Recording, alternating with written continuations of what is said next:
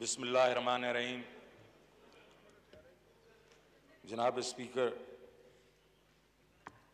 मेरा आज इरादा नहीं था कि कुछ बोलने का, लेकिन मेरे भाई बर्जीस ताहिर साहब ने बात की कि वो कायदे आज़म के एक किस्म के साथी और फॉलोअर्स हैं। मैं इनको याद दिलाना चाहता हूँ, कर्नल जमशेद अहमद तरीन जो मेरे वालिद साहब थे, वो पाकिस्तान मुस्लिम स्टूडेंट फेडरेशन के मेंबर थे। वो बरतानिया की जेल में रहे। वो जब यहाँ आए तो वो जाके हिंदुस्तान की जेल में भी रहे और वो एक पैशनेट पाकिस्तानी थे। तो हम भी पाकिस्तानी हैं। तो ये मेरे ख्याल में इसकी ये किसी की इजारादारी इस पर नहीं है। तो इस तरीके से बात ना करें कि सिर्फ यही एक पाकिस्तानी है। दूसरी चीज़ इन्होंने कही कि ये बजट जो है वो झूठ पे मबनी है। शौकत तरीन जो कर्नल जमशेद अहमद तरीन का बेटा है, वो झूठ नहीं बोलता, वो कभी भी झूठ नहीं बोलता। तो इसलिए ये बातें जो इन्होंने करनी शुरू की, मैं इनका जवाब तो 24 तारीख को ज़रूर दूंगा। लेकिन बर्जीस ताहिर साहब मुझे अच्छी तरह जानते हैं और इनको मालूम है शौकत तरीन झूठ नहीं बोलता। तो जब ये कहते हैं ये झूठ पे मबनी बजट है, ये मेरा बजट है, मैंने इसको बनाया है, तो इस चीज़ को ज़रा थोड़ा सा एक तरफ रखें। अब बात आती है कि हमने ये क्या किया और क्यों ये इस चीज़ पे काफ़ी और कुछ नहीं मिल रहा। झूठ का बजट है, जाली बजट है। अरे भाई बात तो करो, किस में झूठ की बात कर रहे हैं? इस चीज़ में हम झूठ की बात कर रहे हैं कि गरीबों को हम घर दे रहे हैं। इस चीज़ में आप झूठ की बात कर रहे हैं कि एक किसान को हम 3 लाख रुपए का एग्रीकल्चर का लोन जो है इंटरेस्ट फ्री दे रहे हैं। 2 लाख के इंप्लीमेंटेशन के लिए हम दे रहे हैं अपना इंटरेस्ट फ्री लोन। इसलिए झूठ का बजट है कि कारोबार के लिए 5 लाख हम हर वो छोटे घर वालों को पैसे दे रहे हैं। अप्रिशिएट करें कि आपका फाइनेंस मिनिस्टर बैठा हुआ है, आपके मेंबर्स को जवाब दे रहा है। आप ये नहीं कहें कि आखिर में बोलें। वो तो पॉइंट टू पॉइंट अगर बोलना चाहते हैं आप उन्हें मौका दें प्लीज। आप सबर से सारे बैठे हैं, सबको मौका दिया। आपकी स्पीच में नहीं बोला हूं, आपको नहीं बोलना चाहिए, सबर का मुजाहरा करना चाहिए, सुनना चाहिए। अगर सिर्फ लीडरान के आप चाहते हैं जवाबात दें, आपका फाइनेंस मिनिस्टर और एक आम मेंबर के जवाब ना दे, ये गलत बात है। सबके जवाब के लिए वो बैठा है और वो जवाब दे रहा है, आपको सुनना चाहिए। आप अपनी अपनी सीट पे बैठ जाए और आराम से सुने। जी शौकत तरीन साहब। तो मैं ये कह रहा था कि ये क्या अगर इसको आप जाली बजट कहते हैं कि ये एक गरीब आदमी के लिए पहली दफा किसी हुकूमत ने इतने बड़े पैमाने के ऊपर सोचा, तो मेरे ख्याल में ये मुश्किल हो गई है। हमने इस वक्त जो बजट बनाया है, हम नहीं चाह रहे कि मैं खड़े होकर आपको क्रिटिसाइज करूं कि पिछले हुकूमतों ने क्या किया, क्योंकि मैं वो सब जानता हूं। तो इसीलिए मेरे ख्याल में आपको चाहिए कि मुझे सुने, क्योंकि मैंने भी आपको सुना, आपके लीडर को सुना। खामोशी इख्तियार करें। मैं देखें, ये एक अच्छी हेल्दी डिबेट हो रही है, आप इसको सुने। आप सब बराए मेहरबानी इसको सुने, मैं आपसे गुजारिश कर रहा हूं। जी शौकत तरीन साहब। तो जनाब, तो बात क्या है? बात सिर्फ इतनी है कि हम तो ये नहीं कह रहे कि मैंने तो पहली बातें नहीं की, लेकिन अगर ये सुनना चाहते हैं तो मुझे ये बताएं कि अगर इतने ही अच्छे सुहाने दौर थे, तो ये तो इनकी हुकूमत के 2018 के बीच में ही लोगों ने कह दिया था कि एक बहुत बड़ा करंट अकाउंट डेफिसिट आ रहा है। 20 अरब डॉलर का करंट अकाउंट डेफिसिट है, 18 में आया है। वो पीटीआई की हुकूमत में नहीं आया। तो उस वक्त ये कहां पर बैठे होते? उस वक्त क्यों नहीं ये बातें कर रहे थे उनके साथ, जो इनके बहुत ही बड़े इकोनॉमिस्ट हैं जिन्होंने वो क्रिएट किया था, उसके बारे में क्यों नहीं बात करते ये? इसलिए वो जो 20 अरब डॉलर का था, वो उसके साथ डाल दें 8 से 10 बिलियन डॉलर के जो इन्होंने छोटे लोन्स मतलब एक शॉर्ट टर्म लोन्स लिए थे, तो 28 से 30 अरब डॉलर को पे करना था। तो क्या हुआ?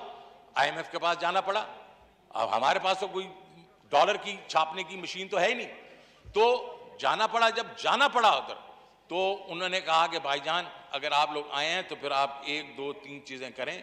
आप अपने जो डिस्काउंट रेट बढ़ाएं, आप करेंसी को ज़्यादा डिवैल्यू करें, और जो टैरिफ वगैरह है वो बढ़ाएं। फ्रंट लोड कर दिया। उन्होंने कहा पैसे नहीं देंगे जब तक आप ये नहीं करेंगे। उससे इकॉनमी नीचे गई और फिर कोविड भी आ गया। जब कोविड भी आ गया, ये दोनों जिसको डबल वैमी कहते हैं हुई, लेकिन काबिल लीडरशिप थी इमरान खान की, उन्होंने उस वक्त भी ऐसे इकदाम किए जिसके बीच में कंस्ट्रक्शन को बढ़ावा दिया, जिसके बीच में उन्होंने एक्सपोर्ट्स को बढ़ावा दिया, एग्रीकल्चर को बढ़ावा दिया, और उससे यह है कि इकॉनमी फिर से उठना शुरू हो गई। तो 4% की बात हम जो कर रहे हैं, अब बात भी ये मैं आगे उससे लेके चलूंगा कि इस वक्त जो स्ट्रैटेजी है उसके बीच में हम ना सिर्फ के गरीब का ख्याल रखेंगे, हम ये कह रहे हैं कि एग्रीकल्चर का भी ख्याल रखेंगे, इंडस्ट्री का भी ख्याल रखेंगे, हाउसिंग और पावर सेक्टर को भी ठीक करेंगे। लेकिन मेरे भाई ने एक बात की कि महंगाई महंगाई महंगाई। मुझे तो आप कह रहे हैं झूठ, 25% किधर है महंगाई यार? आपका ब्यूरो ऑफ स्टैटिस्टिक्स जो है, जिसको आप भी यूज करते थे, पीबीएस हमारे वक्त का नहीं है, ये आपके वक्त भी यही था। वो तो यार महंगाई इस वक्त 11.5% है, और फूड इन्फ्लेशन जिसकी बात करें वो 13% है, 25 तो नहीं है। अब हमें झूठा कह रहे हैं। तो मैं तो सिर्फ आपको कहूंगा जरा इसको पॉलिटिकल कलर देने की ना कोशिश करें। लेकिन क्यों हुई है फूड इन्फ्लेशन?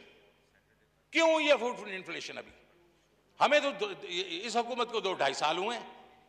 फूड इन्फ्लेशन इसलिए हुई है कि आप इस वक्त नेट इंपोर्टर ऑफ फूड बन गए हैं। आपके पास इस वक्त जो है गंदम पूरी नहीं है, चीनी पूरी नहीं है। आज स्पीकर साहब, मैं जब प्राइस कंट्रोल कमेटी को देख रहा था तो मुझे एक हैरत हुई, 70% दालें हम इंपोर्ट करते हैं। आज दालें हमारा स्टेपल फूड है। तो क्या किया हमने एग्रीकल्चर में पिछले 10-20 साल में? क्यों नहीं उसमें हमने खर्चा किया? पिछले 10-8 साल के आप देख लें तो बिल्कुल कोई जो है किसी इजनास में तरक्की नहीं हुई। सो क्यों नहीं हमने किया उसको इन्वेस्ट एग्रीकल्चर में? आज अगर इन्फ्लेशन की बात कर रहे हैं, क्यों हो रही है इन्फ्लेशन स्पीकर साहब? इसलिए कि इंटरनेशनल प्राइसेस जो हैं, वो के जो फूड प्राइसेस हैं, वो इस वक्त 10 साल की बुलंद तरीन सतह पे हैं। और क्योंकि हम इंपोर्ट कर रहे हैं उसको, तो वो इन्फ्लेशन हमें हिट कर रही है। और ये नहीं है कि हम उनसे अभी दालें हैं। बांग्लादेश में 120% इंक्रीज हुआ है, हमारी कोई 40 से 50% हुआ है। हिंदुस्तान में 102% हुआ है। लेकिन इंटरनेशनल प्राइसेस हमें इफेक्ट कर रही हैं क्यों? हम इंपोर्ट कर रहे हैं उसको। सो इसके ऊपर हम काम करेंगे, एग्रीकल्चर पे काम करेंगे, प्रोडक्शन हम बढ़ाएंगे। हम सीड, पानी, फर्टिलाइजर, इंप्लीमेंट्स, ये छोटे लोन जब देंगे तो प्रोडक्शन बढ़ेगी। तो मेरा मतलब यह है कि सर कहने का कि हम अभी एक कंस्ट्रक्टिव बजट लेके आए हैं, सबके लिए लेके आए हैं। इंडस्ट्री में आप देखें, लोकल इंडस्ट्री को हमने सपोर्ट करने के लिए ड्यूटी सारी हमने जीरो कर दी है, ताकि लोकल इंडस्ट्री खड़ी हो, ताकि वो बाहर की इंडस्ट्री के साथ कंपीट कर सके। और एक्सपोर्ट में जितने भी टैक्सेस थे हमने उनको न्यूट्रलाइज कर दिया। क्यों? जब भी हमारे में ग्रोथ होती है स्पीकर साहब, उस वक्त हमारे पास डॉलर खत्म हो जाते हैं, इंपोर्ट्स बढ़ती है, एक्सपोर्ट उस वक्त उस लेवल पे जाती नहीं है, डॉलर खत्म हो जाते हैं, डॉलर हम प्रिंट नहीं कर सकते। सो हमने क्या करना है इस दफा? हमारी क्या स्ट्रैटेजी है कि हमने एक्सपोर्ट्स बढ़ानी है। जो हमारे ट्रेडिशनल है उसको भी बढ़ानी है, आईटी की एक्सपोर्ट भी बढ़ानी है, और नए एवेन्यूज भी खोलेंगे। और स्पेशल इकोनॉमिक जोन्स के बीच में भी हम चाइनीज इन्वेस्टर्स लाएंगे ताकि वो एक्सपोर्ट कर सकें यहां से। और स्पीकर साहब, आज मैं चाइनीज एम्बेसडर के साथ बैठा हुआ था इसी चीज पे कि जी अब हमारा जो है फोकस होना चाहिए कि हम ये जो है एक्सपोर्ट्स बढ़ाएं और आप हमारी हेल्प करें। दूसरी चीज है घरों की बात। आज तक मुझे मालूम है, मैंने मियां नवाज शरीफ साहब के साथ भी मिलके कोशिश की कि ये जो फोरक्लोजर लॉ जो है ये ठीक किया जाए, नहीं हुआ।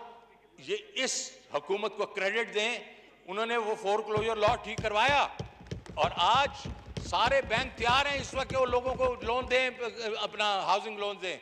और कोई जो मुल्क है वो बगैर मॉर्गेजेस के, बगैर हाउसिंग लोन्स के एक लेवल से दूसरे लेवल पे नहीं जा सकता। आपका इस वक्त क्या वो है सिचुएशन? आपके मॉर्गेजेस जो हैं वो 0.25% हैं आपके जीडीपी के। हिंदुस्तान 10% पे है, थाईलैंड 24 पे है, मलेशिया 36 पे है, और अमेरिका 80% जो उनकी इकोनॉमी है उसका इक्विवेलेंट उनके मॉर्गेजेस हैं।